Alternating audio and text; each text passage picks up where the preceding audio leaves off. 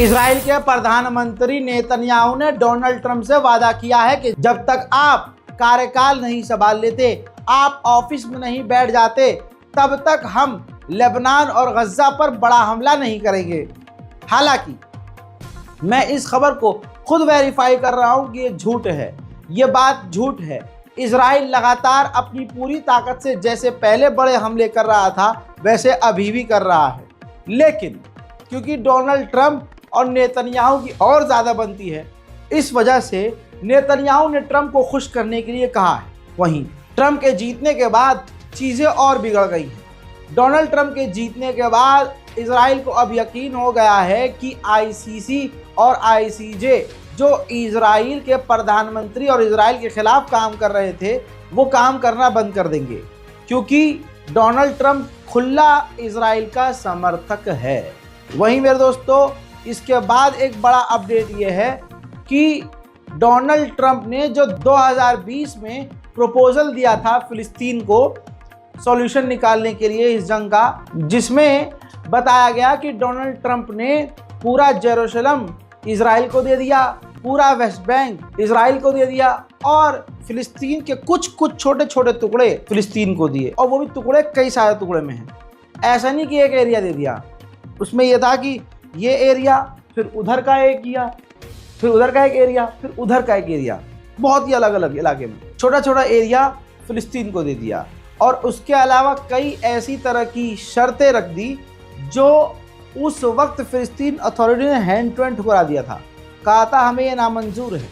अब एक्सपर्ट ये कह रहे हैं अमेरिका के कि वही बिल, वही प्रपोजल डोनाल्ड ट्रंप दोबारा लेके आएगा और फिलिस्तीनियों के आगे रखेगा कि आप ये मान लो, जिसमें सिर्फ और सिर्फ इजराइल का फ़ायदा है।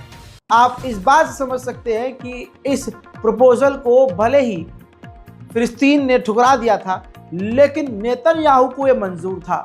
अब जब नेतन्याहू को कोई बात मंजूर हो तो समझ लीजिए ये किसके हक की होगी। खैर दोस्तों, इजराइल ने एक बार फिर से यूएन की मिलिट्री के ऊपर बड़ा हमला किया जो लेबनान में तैनात है, जिसमें 6 मलेशिया के फौजी, जो कि पूरी दुनिया के बहुत सारे देश हैं जिनके फौजी एक साथ इकट्ठा होकर अलग अलग देशों में तैनात होते हैं, जिसे यूएन की पीस कीपिंग फोर्स कहा जाता है। इजराइल ने लेबनान पर हमला किया है यूएस की मिलिट्री फोर्स के ऊपर, जिसमें 6 मलेशिया के फौजी बुरी तरह से घायल हुए हैं और 3 लेबनीज आम नागरिक मारे गए हैं। उधर इजराइल ने क्या कहा नेतन्याहू से कि हम लेबनान पर और गज्जा पर बड़े हमले नहीं करेंगे। भाई साहब, कुत्ता हो सकता है इंसानी भाषा बोलने लगे, लेकिन ये जो इजरायली कुत्ता है ये कभी इंसानियत वाली बात नहीं करेगा, ये कभी सच नहीं बोलेगा। एक तरफ वो ये कह रहा है कि लेबनान गज्जा पर हम बड़े हमले नहीं करेंगे। दोस्तों, लेबनान के ऊपर इजराइल ने ऐसे ऐसे हमले किए हैं कि पूरा का पूरा इलाका साफ हो गया है। ताज़ा तस्वीरें अभी की देखिए।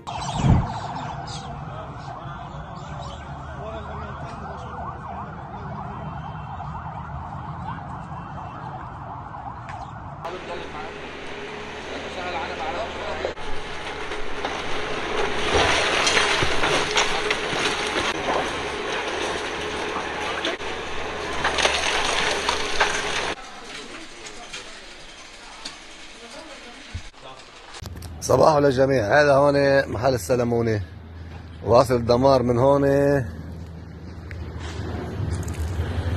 الدمار لحد بيت فضل الله اللي انضربت. هذا كله دمار.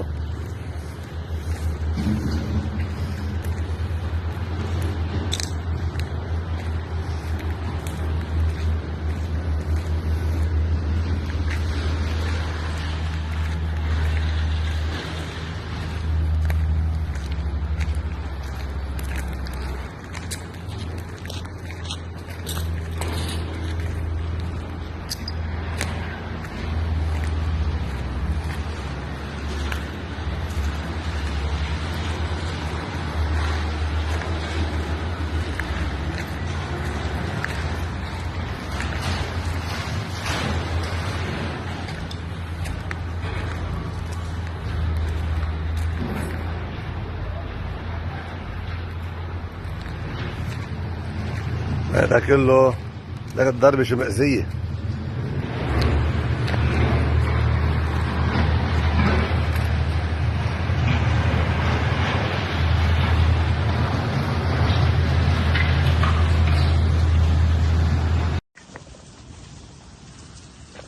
على السيارة على كل شيء نصل له طيب ليش نعمل شيء. يلا ماشي يا حبيبي يلا اي شيء आपका। इसी तरह से लेबनान में रोमन निशानी है, रोमन आइकॉनिक इमारत। तस्वीर देखिए, जो पीछे खंबा नजर आ रहा है, बहुत सारे खंबे पिलर्स नजर आ रहे हैं, ये हिस्टोरिकल है, आइकॉनिक है। इजराइल ने लेबनान में उसके भी आसपास पर बड़ा हमला किया है और बड़ी तबाही मचा दी है। इजराइल के खतरनाक हमलों में अब तक 3100 लेबनीज मारे गए हैं और हजारों की तादाद में लोग घायल हैं। मेरे दोस्तों, ये तस्वीर देखिए लेबनान के मास जनाजे को। जी हाँ, लेबनान के अंदर अब सामूहिक लाशें उठ रही हैं और लाशें गिर रही हैं। इजराइल अब पूरे भीड़ को लेबनान में बमबारी करके कत्ल कर रहा है, वो भी आम लोगों को। लेबनान के इलाकों को वो बम लगाकर उड़ा रहा है। 33 गांव को इसी तरह से ख़त्म कर चुका है और 33 तो 4 दिन पहले तक थे। अब एक और शहर को आप एक साथ बम लगाकर मिटाते हुए इजराइल को देखेंगे। देखिए,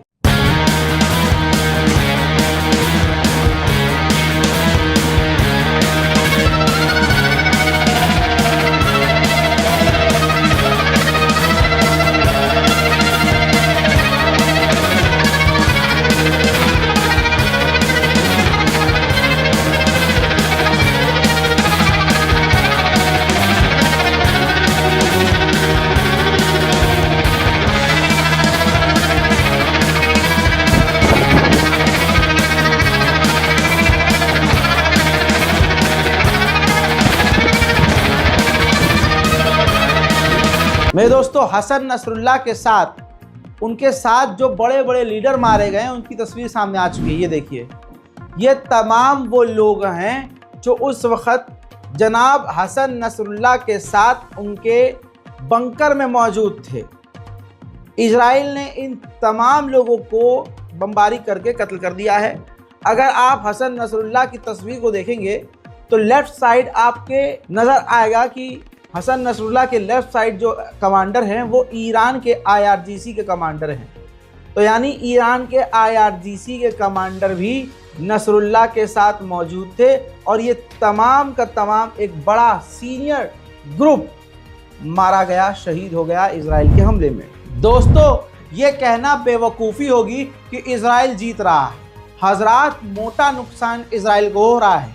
पूरी ताकत से इजराइल अपने नुकसान को छुपा रहा है। लेबनान में एक और IDF के जवान की मौत हो चुकी है लड़ते हुए। सरवाइव इजराइल के सैनिक कर नहीं पा रहे हैं। हथियारों के दम पर, हवाई हमले के दम पर वो जीत महसूस तो कर रहे हैं, लेकिन सोचिए, हज़ारों की तादाद में इजराइल के ऐसे सैनिक हैं जो बुरी तरह से डिप्रेशन का शिकार हो चुके हैं। इजराइल के सैनिक अब लड़ना नहीं चाहते और जो जंग से वापस गए हैं, जब उनको वापस बुलाया जा रहा है तो ऐसे कई इजरायली सैनिक हैं जिन्होंने सुसाइड तक कर लिया है। मरना मंजूर है लेकिन दोबारा नरसंहार नहीं करना चाहते, क्योंकि इजराइल की सरजमीन से जो इजराइल के सैनिक वापस आए हैं उनको उल्टी चीज़ें ख्वाब में दिखाई दे रही हैं। उनका जिस्म कांप रहा है, किसी की ज़बान लड़खड़ाना शुरू हो चुकी है, किसी को खुली आंख से उल्टा सीधा नज़र आता है और बाकी दिमागी तौर से सभी डिस्टर्ब हैं। ये खुद इजराइल की इंटरनल रिपोर्ट हैं। इसी हफ्ते में सिर्फ लेबनान के अंदर इजराइल के 5 सैनिक कत्ल हो गए हैं, मारे गए हैं और 16 इजराइल के सैनिक इसी हफ्ते में बुरी तरह से घायल हुए हैं लेबनान में। उधर इजराइल के इलाकों में हिजबुल्लाह के द्वारा रॉकेट दागे गए और जिनको एक बार फिर से आयरन डोम और अमेरिका के खतरनाक air defence system, third air defence system तक न रोक पाए और कई इजराइल के इलाकों में ये मिसाइलें जाकर गिरी, जिससे इजराइल में भारी तबाही मची। सवाल दिमाग में रखिएगा, थर्ड एयर डिफेंस सिस्टम अगर हिजबुल्लाह की मिसाइलों को नहीं रोक पाया तो ईरान की मिसाइलों को क्या ही रोकेगा। देखिए,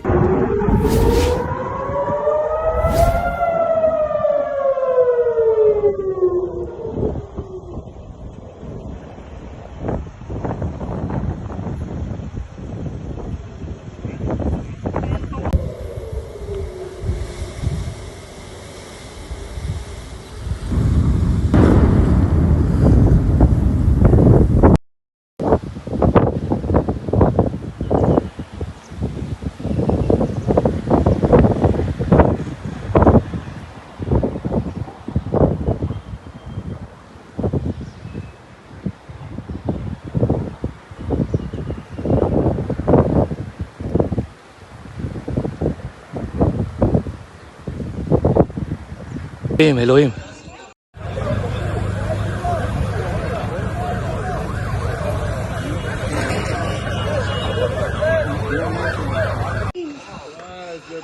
वाह वाह वाह, हाय एलोहिम एलोहिम, ऐसे मजाल, एलोहिम एलोहिम।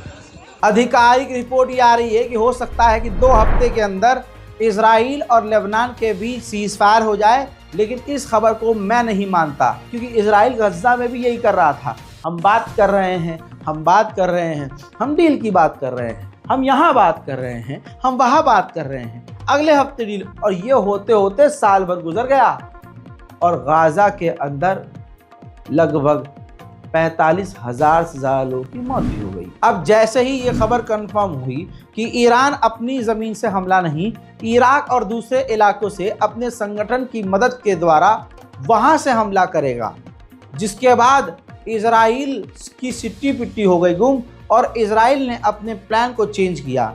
अब इजराइल सोच रहा है कि इराक में जो ईरान के संगठन हैं उन पर पहले ही हमला कर दिया जाए। और अमेरिका की तो इतनी, क्या कहें उसको, कहते हैं ना भाषा में कि भाई साहब फटी पड़ी है, कि अमेरिका ने F-15 F-16 नए advance fighter jet middle east में और भेज दिए हैं इजराइल को बचाने के लिए ईरान से। अब मैं आपको एक चीज बार बार बताता हूं, अरब की गद्दारी। अब जॉर्डन में भी देखिए, जॉर्डन अरब देश है ना, जॉर्डन में हशमती यूनिवर्सिटी है, इंटरनेशनल यूनिवर्सिटी है, उसने जॉर्डन के स्टूडेंट्स को वार्निंग दी है कि इजराइल के खिलाफ नारेबाजी मत करना। Farmer defence minister of Israel ने एक बार फिर से कहा है कि गाजा के अंदर इजरायलियों के लिए कुछ भी नहीं बचा है। इजराइल की सेना के पास अब कोई काम नहीं है, पूरी तरह से तबाही हो चुकी है, हम बर्बादी वहां कर चुके हैं, लिहाजा अब हमें डील कर लेनी चाहिए। पाकिस्तान के लोगों ने एक बार फिर से दिल जीत लिया है और दुनिया को दिखा दिया है कि दुनिया के जो मुस्लिम देश नहीं कर सकते, पाकिस्तान के लोग कर सकते हैं। हज़रत मोहतरम, पाकिस्तान ने कोका कोला की कंपनी कोक का पूरी तरह से इस तरह बाइकआउट किया कि पाकिस्तान में 22% इजरायली समर्थक कोका कोला कंपनी का नुकसान हो गया, सेल गिर गई। लेकिन मैं मानता हूं कि पाकिस्तानियों में इतना दम है कि वो 22 नहीं बल्कि 50% कोका कोला की सेल गिरा सकते हैं। वहीं बता दूं, पाकिस्तान के साथ साथ तुर्की के अंदर भी कोका कोला की सेल 12% गिर चुकी है। लेकिन दोस्तों, 12 कहां और 22 कहां, लिहाजा तुर्की को भी बाइकआउट में पाकिस्तानियों ने फेल कर दिया है। यूएन की ह्यूमैनिटेरियन चीफ ने दुनिया के सामने आजिज़ी में कहा है कि गाजा के अंदर इजराइल ने नॉर्थ के इलाके को, नॉर्थ गाजा को पिछले 1 महीने से घिरा हुआ है। न वहाँ खाना है, न पानी है, न दाना है, लोग भूख से मर रहे हैं और दुनिया चुपचाप देख रही है। वहीं मेरे दोस्तों, इजराइल के सैनिकों का प्राकृतिक ऊपर वाले के द्वारा भी अपने आप नुकसान हो रहा है। ये देखिए, ये इस हफ्ते में तीसरा चौथा टैंक दिखा रहा हूँ, जो इजराइल का टैंक अपने आप ही गड्ढे में पलट गया और पूरी तरह से बर्बाद हो गया। अब इजराइल के सैनिक परेशान हैं कि ऐसे चलते चलते उसके जो ये आम व्हीकल हैं और टैंक हैं पलट कैसे जा रहे हैं। 7 अक्टूबर से अब तक इजराइल के 21,774 फौजी बुरी तरह से घायल हुए। उधर फ्रांस इजरायली सेटलर्स के ऊपर और कड़े प्रतिबंध लगाने की तैयारी कर रहा है। जो सेटलर्स फिलिस्तीनियों पर हमला कर रहे हैं उन पर कड़े प्रतिबंध लगाने की तैयारी फ्रांस कर रहा है। इस बारकोड को देख लीजिए, इस्तेमाल कीजिए अगर गाजा और फिलिस्तीन की मदद के लिए आप आगे आना चाहते हैं। इस बारकोड को अगर आप कई बार इस्तेमाल करेंगे, कई लोग बार बार कह रहे हैं कि काम नहीं कर रहा है। भाई ऐसा होता है कि ये बारकोड बैंक के द्वारा ही काम नहीं होता, ग्लिच आता ही आता है। ऐसे में हार नहीं माननी, 2 घंटे के बाद 3 घंटे के बाद ट्राई कीजिए, बारकोड काम करेगा इंशाल्लाह। दोस्तों, खबर ख़त्म नहीं हुई है, आगे बढ़ो। इजराइल की सरकार के अंदर कुछ थोड़ी ना सही है। इजराइल का जो NSA है, नेशनल सिक्योरिटी एडवाइज़र, वो तक करप्ट है। रिपोर्ट यह है कि उसने रिश्वत ली है और रिश्वत लेकर क्या किया है नहीं पता, लेकिन उसके खिलाफ इंक्वायरी इजराइल में बैठ गई है। मेरे दोस्तों, ईसाइयों के सबसे बड़े धर्मगुरु पोप फ्रांसिस ने भी ऐलान करके पहली बार कह दिया है कि जो गाजा के अंदर हो रहा है वो आतंकवाद है, वो टेररिज्म है। वो नरसंहार है। इंसानियत का कत्ल गज्जा में हो रहा है। दुनिया के बड़े बड़े संस्था चुपचाप देख रही हैं। हम और आप कुछ कर नहीं पा रहे हैं और इजराइल जो मन में आ रहा है गाजा के अंदर कर रहा है। इस आतंकवाद को, इस नरसंहार को तुरंत प्रभाव से बंद होना चाहिए। Molto gravi e dolorose. Civili inermi sono oggetto di bombardamenti e spari. E questo è avvenuto persino all'interno del complesso parrocchiale della Santa Famiglia, dove non ci sono terroristi, ma famiglie, bambini, persone malate con disabilità, suore. Una mamma e sua figlia, la signora Navda Khalil Anton e la figlia Samar Qamar Anton, sono state uccise e altre persone ferite dai tiratori scelti mentre andavano in bagno. È stata danneggiata la casa delle suore di Madre Teresa, colpito il loro generatore. Qualcuno dice è il terrorismo, è la guerra. Sì, è la guerra, è il terrorismo. Per questo la scrittura afferma che Dio fa cessare le guerre, rompe gli archi e spezza le lance. Preghiamo il Signore. UN की फिलिस्तीन के लिए special महिला envoy ने UN में हार मानते हुए कहा है कि अब वक्त आ गया है कि अरब देश फिलिस्तीनियों को बचाएं, क्योंकि जाहिर सी बात है पूरा वेस्ट, बल्कि मैं ये कहूँ पूरी दुनिया मुसलमानों को ख़त्म करने पर तुली हुई है। चाहे मोदी सरकार हो, चाहे भारत के अंधभक्त हों, चाहे आप जर्मनी चले जाइए, फ्रांस चले जाइए, पूरी दुनिया में कहीं भी चले जाइए, हर जगह इस्लामोफोबिया है, हर जगह मुसलमानों को मिटाने की कोशिश की जा रही है। ऐसे में फिलिस्तीनियों को बचाने के लिए अरब का नाम पहले आता है। तो प्रवक्ता वही कह रही हैं कि अब वक्त वो आ गया है कि अरब के देश फिलिस्तीनियों को बचाएं, लेकिन अरब के नेताओं को कोई फर्क नहीं पड़ता, क्योंकि उनकी हर रात नई नई यहूदी महिलाओं के साथ बिस्तर पर गुजरती है। The Palestinians who have been displaced from Gaza are highly traumatized. I've seen it with my own eyes. Those who have been welcomed in Qatar, in other Arab countries, in Jordan, those who are in Egypt, they need protection. Protection needs. I thank all of you who have welcomed them, but having them just parked there is not enough. They need protection. And as someone who has studied the status and treatment of Palestinians, including in Arab countries, I beg you, please don't treat them as unwelcome guests. They need to be protected now more than ever. And this doesn't require, I'm not talking only to Egypt, Qatar and Jordan. I'm talking... मेरे दोस्तों, इस report को खूब share कीजिए, अपनी राय comment में लिखिए।